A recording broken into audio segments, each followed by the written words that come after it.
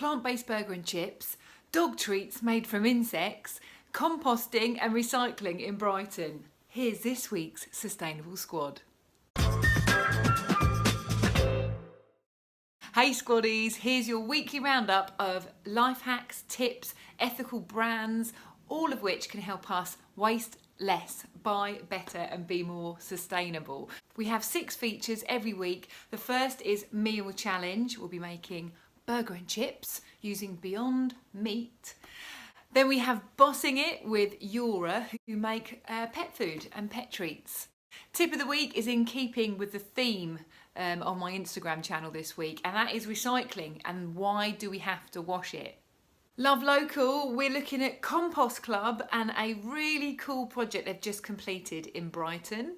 Your question's answered, so where can I recycle TetraPaks in Brighton and Hove? And finally, oh fancy that, Ikea are going 100% circular.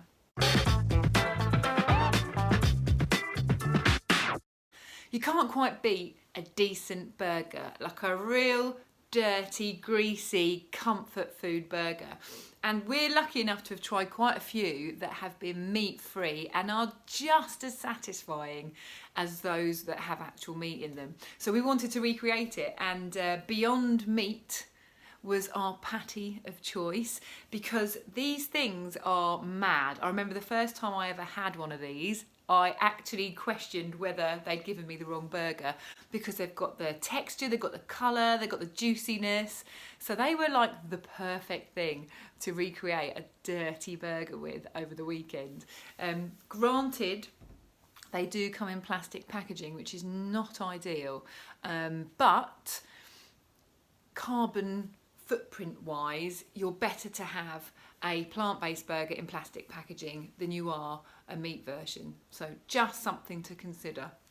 So there you go. That is how you have a decent plant-based burger and chips. Having a pet is brilliant, but it also sets its own set of challenges when it comes to being a little bit more planet friendly. So I was very happy when I came across this company called Yora. Yora make pet food and treats out of insect protein instead of normal like mammal protein. So that's why this week they are my bossing it, because insect protein uses up significantly less water, land, and produces less carbon emissions as well, those horrible greenhouse gases. And what they do is they get all these grubs and they dry them out, they turn them into like a flour, and that's how they produce, with lots of like vitamins and minerals and fruit and veg, they produce these dog treats and food. And Vinny loves the treats. There they are, very cute, very cute. He, for some annoying reason, has gone off the food, but that is purely because he's a puppy and he's a fussy little, so I'm sure he'll get back on it again soon. We've got 2 types of treats. These are his sort of daytime treats, and then at night time, yes, we pamper him. He gets a little dreamer. And they're basically relaxing biscuit treats with nutritious insects. Valerian root, lemon balm and chamomile. Oh, Vinny, you pampered little pooch. But they're really cute, and the dreamers come in stars and moons. He absolutely loves them. He gets really excited about it, and it's like our little bedtime routine with him. They're vet approved. They're supposed to be really good for dogs with sensitive tummies, and they've got all the nutritional value you'd expect in chicken protein as well. So check them out. They're actually based in Sussex as well. Yora, bossing it. Okay, so recycling has been around for a very long time, yet it is still causing a lot of confusion. So one thing I wanted to talk about for this week's tip of the week is washing your recycling and why you should do it. There's a mixed bag of people who say they do, they don't, they do a bit.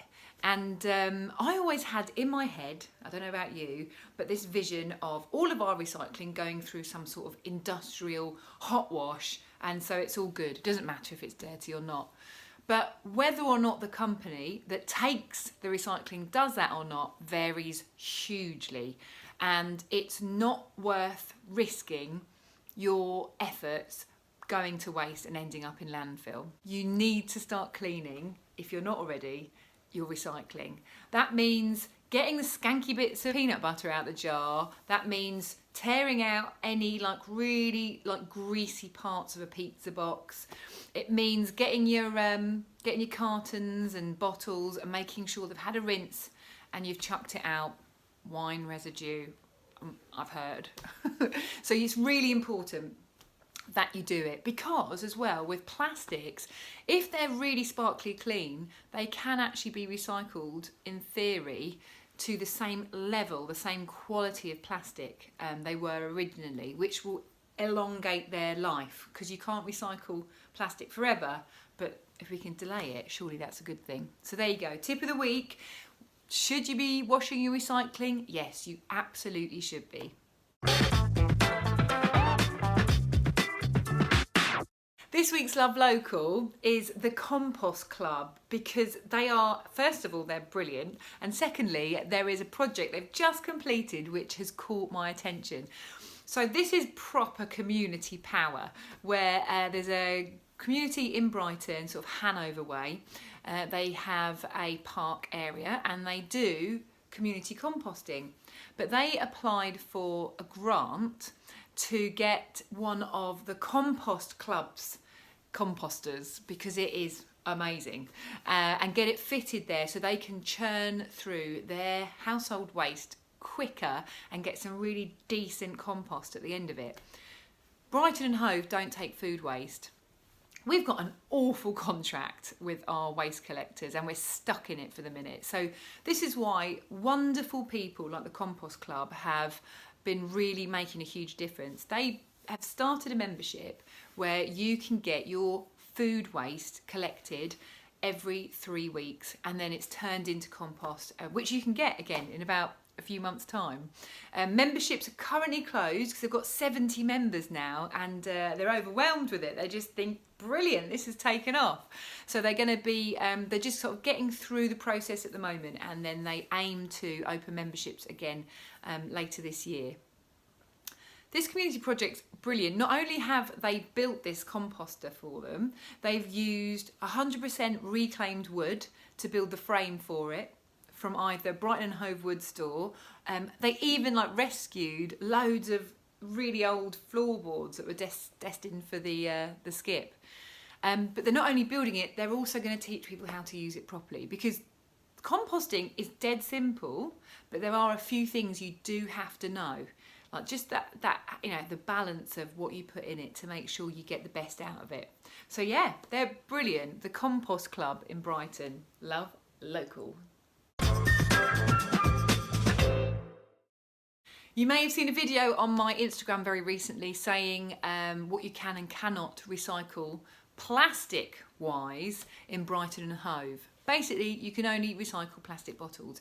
Something that I did not know until about 6 months ago is that you cannot recycle TetraPaks. So what you get your Oatly milk in, what you might get some passata in, those type of things. You can't recycle these food cartons, these TetraPaks, in your household recycling. So either your green bin or your big communal black bin, which is really annoying. We've recently changed to milk bottles, which definitely takes the pressure off, but you can recycle these cartons in Brighton and Hove. You've just got to walk to the places where they are. If you go onto the Brighton and Hove website and look at food cartons there is a map with pins on all the places you can do it. So do check it out. Obviously you can see a little flavour of that now. I'm in Hove, my closest one is Palmyra Square. So you can do it, but you do have to make a special trip for it. So try and incorporate it with your daily routine, whether it's a dog walk or, eventually the kids going back to school. Oh! I haven't got kids, but my mates are ecstatic about that. So there you go. TetraPaks, food cartons, just check where you can, but you can do it in Brighton and Hove. And finally for this week, fancy that. Ikea have teamed up with the Ellen MacArthur Trust, and they want to be, or plan to be, 100% circular by 2030. What does that mean?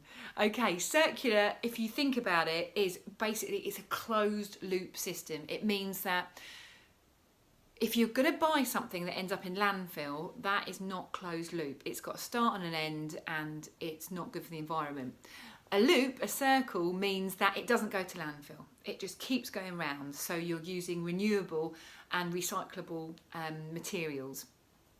And they want to make sure that everything they sell has been made from something that can be recycled or something that has been recycled.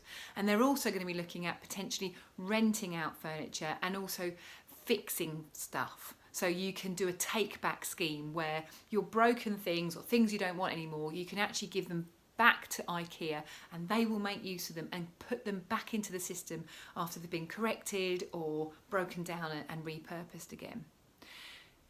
In order to really make a huge dent in the amount of waste we produce, this is really the only way forward, is circular. And there's loads and loads of great people doing great things about it. We have our own Brighton and Hove Circular Economy Group here as well. So I am well excited about this because they are huge. Ikea are huge, and they're also budget. You can go there on a tight budget and get lots of stuff you need. And I think it's really important that sustainability is inclusive of all people's budgets. So I'm well impressed with this, and I believe that they'll do it.